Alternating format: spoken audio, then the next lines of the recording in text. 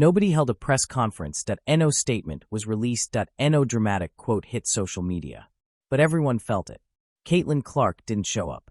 And in sports, absence can be louder than any announcement. For months, fans waited for a sign that the tension between Caitlin Clark and Team USA would cool off. A quote, a photo, even a vague, "we're working through things."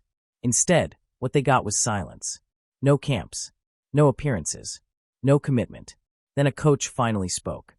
And with just a few carefully chosen words, she confirmed what many feared but didn't want to accept. Caitlin Clark wasn't being eased in. She wasn't being protected. She wasn't being prepared. She was being pushed out. What looked like patience was actually distance. What looked like professionalism was actually finality. And once you understand how this started, everything that followed makes terrifying sense. The relationship didn't collapse overnight. It cracked the moment Caitlin Clark was left off the 2024 Olympic roster. At the time, the explanation sounded familiar. Experience, chemistry, veteran leadership. The kind of language institutions use when they want decisions to feel reasonable without being specific. But fans weren't buying it, because this wasn't a fringe player. This was the most watched athlete in women's basketball history. The message wasn't subtle. It wasn't even about basketball. It was about hierarchy. Team USA wasn't just saying Clark didn't fit. They were saying she needed to wait her turn. And that idea collided head-on with reality. Clark wasn't some prospect trying to break in. She was already driving ratings, selling tickets, and carrying the sport's visibility on her back. The Olympic snub wasn't just a competitive decision. It was a symbolic one. It told her exactly where she stood. Below the system. Below seniority. Below control. Clark didn't complain. She didn't leak stories. She didn't rally fans. She stayed quiet. But silence doesn't mean acceptance. Sometimes it means someone is taking notes. And what came next showed that whatever trust existed after the snub was already gone. From the outside, the Team USA training camp was framed as a reset. A clean slate. A quiet chance to move forward. A chance for everyone to get back on the same page. But inside the gym, it felt nothing like that. According to multiple people familiar with the camp environment, Caitlin Clark didn't just walk into a competitive setting. She walked into a test she was never meant to pass. This wasn't a prove-yourself situation. It was a containment exercise. From the very first scrimmage, the tone was unmistakable. Clark wasn't being featured. She wasn't being evaluated like a future centerpiece. She was being treated like an inconvenience that needed to be managed. Plays were called that never involved her. Ball movement stopped short of her spots. Spacing collapsed in ways that made her gravity irrelevant. And that matters. Because in basketball, rhythm isn't optional. It's oxygen. Strip a shooter of rhythm, and you don't just limit their production. You erase their presence. Witnesses say Clark spent long stretches parked in the corner, watching veterans initiate sets that didn't reflect modern spacing or pace. This wasn't about letting others shine. It was about sending a message. You don't run the offense here.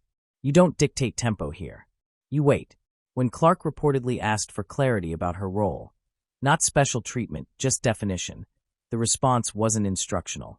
It was distant, cold, non-committal. That's when it became clear. This wasn't about fit. It was about compliance.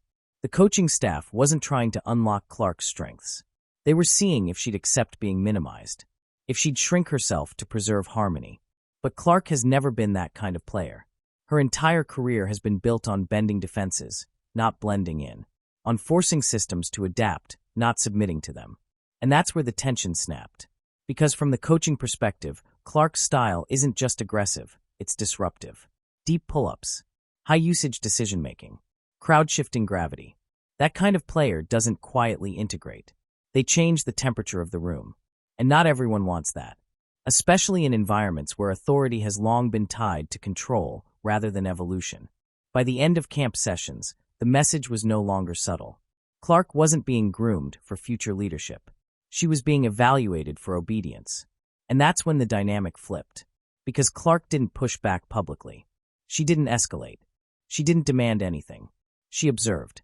She understood something critical that day. This wasn't a temporary misunderstanding. This was a philosophy clash. And the system had already chosen its side. The breaking point didn't happen in the gym. It happened in front of microphones. Because once this story left the hardwood, it stopped being about rotations, spacing, or basketball philosophy. It became about power. When Coach Cheryl Reeve was asked about integrating young stars into the national team system, fans expected a careful answer, maybe even a diplomatic one. What they got instead felt pointed. She talked about chemistry. She talked about earning trust. She talked about paying dues. On the surface, it sounded reasonable. But context is everything. Those same phrases had already been used to justify Caitlin Clark's Olympic snub. Hearing them again, after the camp rumors started circulating, felt less like explanation and more like a warning. The message wasn't subtle anymore. This isn't your team. This isn't your moment. Fall in line.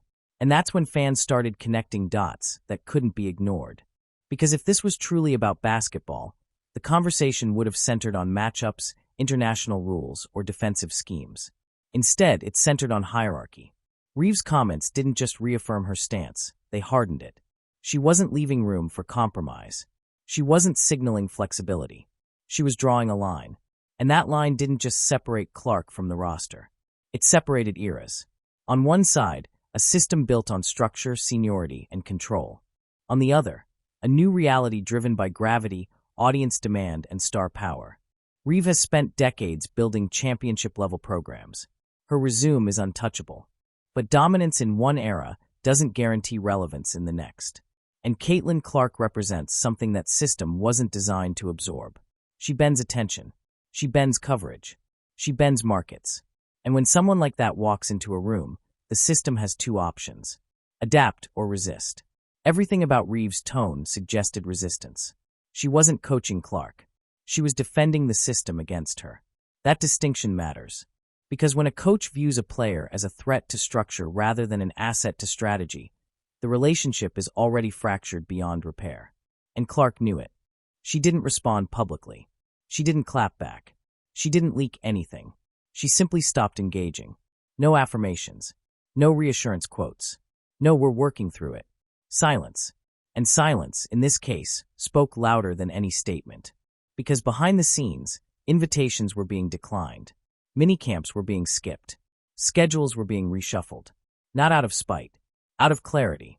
Clark wasn't waiting to be chosen anymore. She had already made her decision. And that's when panic quietly set in inside USA basketball offices. Because for the first time, they realized this wasn't a standoff they controlled. They weren't benching her. She was walking away. There was no press release. No emotional post. No carefully crafted farewell quote. Just absence. That's what caught everyone off guard. When the next round of Team USA activities was announced, Caitlin Clark's name wasn't on the list. No explanation. No clarification. Just gone. At first, people assumed it was temporary. Rest. Scheduling conflicts. Off-season priorities. But inside USA basketball, the mood was very different. Because they knew this wasn't a scheduling issue. This was a decision. Sources close to the situation say Clark quietly declined upcoming minicamps without offering alternate dates. No negotiation. No maybe later. Just a polite, firm disengagement. And that's when the alarms started ringing. USA basketball has dealt with player drama before. Injuries. Fatigue. Load management. But this was new. They weren't losing Clark to injury. They were losing her to choice. That distinction matters more than anything. Because when a player chooses to step away, it signals something deeper than frustration. It signals that the environment is no longer worth the cost. And that cost isn't just physical. It's emotional, mental, brand-based. Clark had done the math. Why subject herself to a system that clearly didn't want to build around her? Why risk injury in an environment where her strengths were being muted instead of celebrated? Why sacrifice momentum when her professional career was exploding elsewhere? She didn't owe anyone an explanation. And that's what made this exit so powerful. There was nothing for USA basketball to spin. They couldn't say she failed to earn a spot. They couldn't say she was cut. They couldn't frame it as a performance issue. She simply wasn't showing up anymore. And the silence was devastating. Because internally, executives understood what this meant. The Olympic dream wasn't delayed. It was drifting out of reach. And that realization sent shockwaves far beyond the coaching staff. Broadcast partners began asking questions. Sponsors quietly started making calls. Marketing teams pulled projections and didn't like what they saw. A Team USA without Caitlin Clark wasn't just a basketball problem. It was a business nightmare. Clark had become the entry point for millions of new fans, casual viewers, younger audiences, people who didn't care about international basketball until she made it relevant. Remove her from the picture, and the entire growth strategy collapses. And suddenly, the power dynamic everyone assumed was fixed wasn't. USA basketball needed Caitlin Clark. But Caitlin Clark no longer needed them. And that's when fear replaced confidence. Because once that leverage flips, there's no easy way to flip it back. Once Caitlin Clark quietly stepped away, the basketball conversation stopped almost immediately. This became a money problem. Behind closed doors, executives weren't arguing about rotations or chemistry anymore. They were staring at spreadsheets, projections, and future broadcast deals that suddenly looked fragile. Because the numbers were undeniable. Every measurable spike in women's basketball over the past year had one common denominator: ticket sales, TV ratings, merchandise, social engagement. Caitlin Clark. USA basketball's national team numbers, by comparison, were flat. Respectable but stagnant. And executives knew exactly why. The casual audience doesn't tune in for systems. They tune in for stars. And Clark had become the star that crossed over. Sponsors understood this before the Federation did. Brands don't care about tradition. They don't care about seniority. They care about attention and conversion. And Clark delivered both. Nike had already invested heavily. So had other partners tied to international broadcasts and Olympic promotion. A Team USA without Clark meant fewer eyeballs, less engagement, and weaker returns. That's when the phone calls started. Not angry calls. Concerned ones. Questions like, what's the plan here? Is this temporary? Are we really moving forward without her? And those questions didn't have good answers. Because the Federation couldn't admit the truth. They couldn't say the relationship had fractured. They couldn't say the environment pushed her away. They couldn't say the coach refused to adapt. So they stalled. And stalling is deadly in business. Broadcasters began recalculating potential Olympic coverage narratives. Marketing teams had already envisioned Clark as the face of the next international cycle, especially with the 2028 Olympics on home soil. Without her, the story lost its hook. A gold medal without Caitlin Clark still matters competitively. But commercially, it's hollow. Executives also understood something even more dangerous. Clark's absence didn't just remove value. It redirected it. Every game she played in the WNBA continued to outperform expectations. Every highlight pulled more engagement than national team content. And the gap was growing, which raised an uncomfortable question inside the Federation. What if the national team becomes a side story? What if the biggest moments in women's basketball happen entirely outside USA basketball's control? That thought terrified them. Because once relevance shifts, authority follows. And authority, once lost, is almost impossible to reclaim. This wasn't just a dispute anymore. It was a warning shot. And not everyone inside USA basketball was willing to ignore it. The most uncomfortable part of this entire situation isn't what happened between Caitlin Clark and the coaching staff. It's what didn't happen inside the locker room. Because when tension like this exists, leadership usually steps in. Veterans speak up. Voices bridge gaps. This time, that didn't happen. And that silence spoke volumes. Inside Team USA, the roster is split between two worlds. On one side are veterans who came up in an era where opportunity was scarce, exposure was limited, and hierarchy was survival. On the other side are younger players who entered a league already riding momentum, visibility, and growing commercial power. Caitlin Clark represents that shift more than anyone. To the old guard, her rise feels sudden, disruptive, almost unfair. Not because she didn't earn it, but because it arrived faster than anything they experienced. And for some, that speed created resentment. According to people familiar with the camp environment, several veterans quietly aligned with the coaching staff's philosophy. Not out of malice, but out of belief. Belief that structure must come first. Belief that no player should be bigger than the program. Belief that if one star bends the system, the whole thing breaks. But here's the problem. The system was already breaking. Younger players saw the situation very differently. They weren't watching a rookie struggle to earn respect. They were watching the face of the sport get minimized. And that scared them. Because if Caitlin Clark, the most popular, most marketable player in the world, could be iced out, What chance did anyone else have? That fear created a quiet paralysis. Players didn't want to speak up. They didn't want to be labeled difficult. They didn't want to risk minutes, roles, or future invitations. So they stayed quiet. And that quiet became isolating. Imagine walking into a gym knowing the tension exists, knowing your role is being debated behind closed doors, and realizing no one is willing to stand next to you publicly. Not because they disagree with you, but because they're afraid. That kind of environment doesn't just hurt chemistry. It poisons it. Sources say Clark felt that shift almost immediately. Conversations grew shorter. Support became passive. Encouragement turned neutral. No one attacked her. But no one defended her either. And in elite sports, that absence is devastating. Because the hardest thing for a competitor isn't criticism. It's indifference. That's when Clark stopped trying to fit. She wasn't going to beg teammates for validation. She wasn't going to force unity where fear ruled. She wasn't going to play politics to earn space. She chose clarity over comfort. And by stepping away, she exposed something the Federation didn't want acknowledged. This wasn't a player problem. It was a culture problem. And cultures don't change quietly. At first, fans believed this was just stubborn coaching. Ego. Old-school mentality. A refusal to adapt.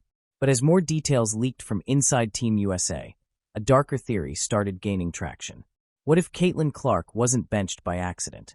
What if this was intentional? Because from a public relations standpoint, cutting Caitlin Clark outright would have been catastrophic. Imagine the headlines. Team USA cuts most popular player in the world. Coach snubs generational talent again. USA basketball ignores millions of fans. That kind of backlash would have been impossible to contain. But if Clark chose to step away, that changes everything. Now the narrative becomes softer, cleaner, easier to spin. She didn't commit.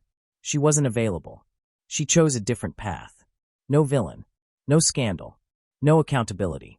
And that's why the freeze-out theory matters. Insiders suggest the environment inside camp wasn't just cold.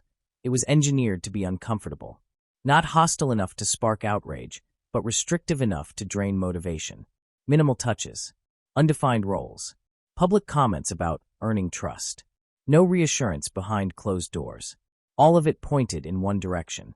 Make it unpleasant enough that she leaves on her own. And from a strategic standpoint, that's ruthless. Because it protects leadership while removing the problem. But here's where the plan collapsed. Caitlin Clark didn't look like someone who quit. She looked like someone who recognized manipulation and refused to play along. She didn't complain. She didn't leak grievances. She didn't throw anyone under the bus. She simply walked away, calm, composed, and in control. And fans noticed. Instead of questioning her toughness, public sentiment flipped hard against Team USA.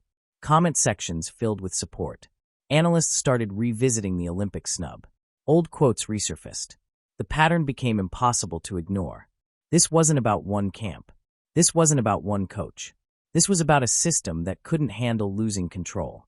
And the freeze-out strategy backfired spectacularly. Because instead of shrinking Clark's influence, it amplified it. Her absence became louder than her presence. Every Team USA announcement without her name triggered backlash. Every exhibition roster raised the same question. Where's Caitlin? And every time that question went unanswered, the organization looked smaller. What was supposed to be a quiet exit turned into a spotlight on dysfunction. And once that spotlight is on, it doesn't turn off easily. To understand why this situation reached a breaking point, you have to understand Coach Cheryl Reeves' philosophy. Because this isn't random. And it isn't personal in the way people think. It's ideological. Reeve has built her career on control, structure, and execution. Her teams don't freelance. They don't revolve around one player's instincts. They run systems designed to reduce volatility. That approach has won championships. But it also comes with a limitation. Systems like that struggle with players who create chaos, even productive chaos. Caitlin Clark is chaos in the best possible way. She stretches defenses past logic. She forces decisions earlier than defenses want to make them. She warps coverage before the ball even crosses half court. That kind of player doesn't just fit into a system. They replace it. And for a coach whose identity is tied to structure, that's terrifying. Reeve doesn't see Clark's deep pull-ups as opportunity. She sees risk. She doesn't see off-balance assists as creativity. She sees turnover potential. She doesn't see gravity. She sees unpredictability. That doesn't make her wrong, but it does make her incompatible with Clark. Great coaches adapt systems to talent. Rigid coaches demand talent adapt to systems. And history is ruthless to the second group. We've seen this movie before. Coaches who couldn't adjust to LeBron lost relevance. Systems that resisted Steph Curry got left behind. Organizations that tried to suppress stars instead of empowering them collapsed. Because modern basketball doesn't reward control. It rewards influence. Clark isn't just a scorer. She's a force multiplier. Her presence elevates spacing, pace, and engagement. Entire game plans shift because of her existence. Reeves' system minimizes individual gravity by design. Clark's game is built on maximizing it. Those two ideas cannot coexist peacefully. And instead of reconciling them, the system chose self-preservation. That's why the conversation never centered on how to unlock Clark. It centered on how to contain her. That's why the language was about dues, chemistry, and hierarchy, not tactics. And that's why Clark eventually stopped engaging. Because you can't win an argument when the other side refuses to acknowledge your value. Reeve wasn't trying to build a team with Clark. She was trying to prove she could win without her. And that's a dangerous gamble. Because when the system becomes more important than the results, the system always loses. Every major breakup has a moment where it still could have been saved. This was that moment. And no one stepped up. In past eras of Team USA, conflicts like this never reached the breaking point. Not because they didn't exist, but because leaders inside the locker room intervened before things became irreparable. Voices like Diana Taurasi, Sue Bird, veterans who understood both sides. They translated. They calmed egos. They reminded everyone what mattered. This time, there was no bridge, no mediator, no internal advocate, no one willing to say, we're about to lose something bigger than all of us. That absence is what truly doomed this situation. Because Caitlin Clark didn't just need support from coaches. She needed reassurance from peers. Someone to say, we see what's happening, and it's not right. That never came. Instead, silence filled the space. And silence, in moments like this, becomes an answer. Veterans stayed quiet because they didn't want to challenge authority. Younger players stayed quiet because they feared consequences. Leadership stayed quiet because acknowledging the problem meant admitting failure. So the void grew. Meetings happened without resolution. Tension lingered without direction. And Clark was left navigating an environment where no one had her back. That's when disengagement turned into detachment. Because when leadership disappears, trust follows. And once trust is gone, there's nothing left to build on. Clark wasn't being coached.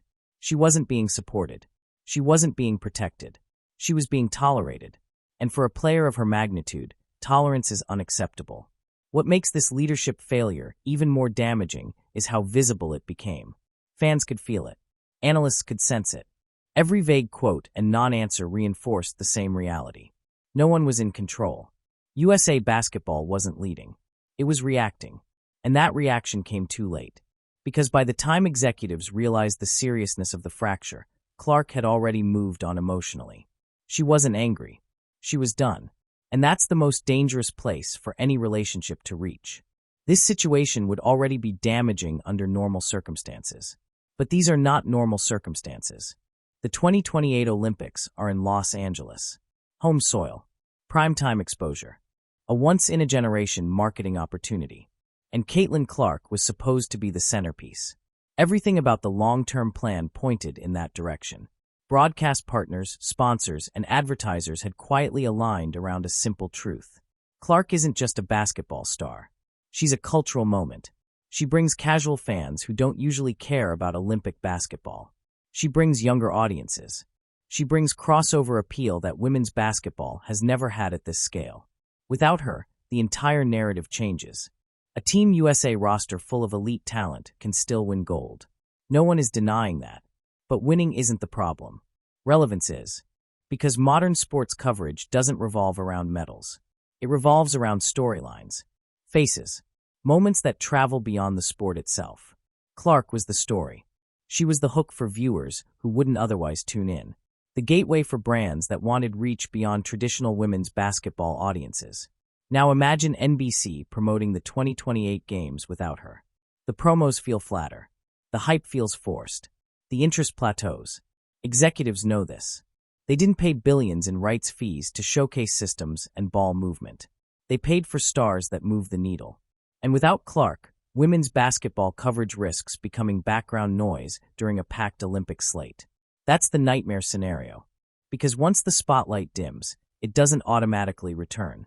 USA Basketball also faces a legacy problem. The women's program has dominated for decades. Gold medals have become expected. Routine. But dominance without connection doesn't grow the sport. Clark represented evolution. She represented expansion. And by letting the relationship collapse, the federation risks turning the 2028 Olympics into a missed opportunity rather than a milestone. This isn't just about one roster decision. It's about whether Team USA understands the modern sports landscape at all. Because the future doesn't wait for tradition to catch up. And right now, that future is moving forward without them. Here's the truth Team USA never planned for. Caitlin Clark doesn't need them anymore. That sentence alone would have sounded insane 5 years ago. Even 2 years ago. For decades, the Olympic stage was the pinnacle. The reward. The validation that turned great players into global icons. That era is over. Clark became a global icon without Team USA. She sells out arenas in regular season WNBA games. She outdraws national broadcasts. She moves merchandise at a level the league has never seen. And she does it consistently. The Olympics used to give players leverage. Now Clark gives the Olympics leverage. That's the flip. Every endorsement deal she signs proves it. Every time her lowest viewed game outperforms a marquee national matchup, it reinforces the same message. The center of gravity has moved. Clark's value isn't tied to medals or international exposure anymore. Her brand exists independently, and that independence changes everything. Because leverage isn't about talent. It's about options. Clark has them. She can focus on the WNBA and still dominate headlines. She can build her off-season around development instead of politics. She can protect her body, her mental space, and her momentum. And she can do all of it while Team USA scrambles to explain why the biggest star in the sport isn't wearing their jersey. USA Basketball, on the other hand, has no clean alternatives. They can't force her back. They can't publicly criticize her without backlash. They can't pretend she doesn't matter. Every option they have looks bad. If they back the coach, they alienate the audience. If they change leadership, they admit failure. If they stay silent, the narrative writes itself. Clark doesn't have to do anything. That's the part that makes this situation irreversible. Power isn't loud. It's quiet. And Clark's silence is deafening. She's not campaigning for a spot. She's not negotiating publicly. She's not issuing ultimatums. She's just moving forward. And the longer she does, the smaller Team USA looks. Because in modern sports, relevance is everything. And relevance follows attention. Right now, attention follows Caitlin Clark. Not the program. Not the coach. Not the system. Her. This is the part of the story that doesn't come with a press conference. No official announcement. No dramatic farewell. No clean ending. Just consequences. Caitlin Clark didn't storm out of Team USA. She didn't demand changes. She didn't force anyone's hand. She simply stopped participating in a system that didn't value her reality. And that decision may end up reshaping women's basketball more than any gold medal ever could. Because this moment exposes something the sport has tried to avoid for years. The power has shifted. For decades, institutions controlled opportunity.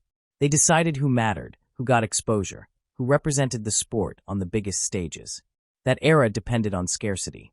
Scarcity of media. Scarcity of platforms. Scarcity of alternatives. That scarcity no longer exists. Caitlin Clark is proof. She didn't need Team USA to become the most recognizable name in women's basketball. She didn't need Olympic validation to become a commercial juggernaut. She didn't need institutional approval to command the attention of millions. The audience made that decision for her. And once the audience chooses, institutions either adapt or fade. Team USA didn't adapt. They chose control over evolution, hierarchy over momentum, system over star. And now they're facing the cost. Because this isn't just about Clark. Other players are watching. Young prospects are watching. Future stars are watching. Sponsors are watching. They're learning a lesson in real time. That loyalty to institutions is optional now. That leverage can exist outside official pipelines. That power doesn't always sit where tradition says it should. This is how eras end. Not with explosions, but with exits. Quiet ones. Clean ones. Irreversible ones. Team USA may still win. They may still dominate. They may still collect medals. But something far more valuable is slipping through their fingers. Relevance. Connection. The next generation. And Caitlin Clark? She'll keep playing. She'll keep selling out arenas. She'll keep bending the game around her gravity. Whether Team USA is part of that story is no longer up to them. Because for the first time ever, the most powerful player in women's basketball chose herself. And the sport will never look the same again. If you want the real stories behind the headlines, if you want the power moves they don't explain on TV, and if you want to stay ahead of where women's basketball is actually headed, subscribe to Basket Now. Because this story isn't over. And the next chapter might be even bigger.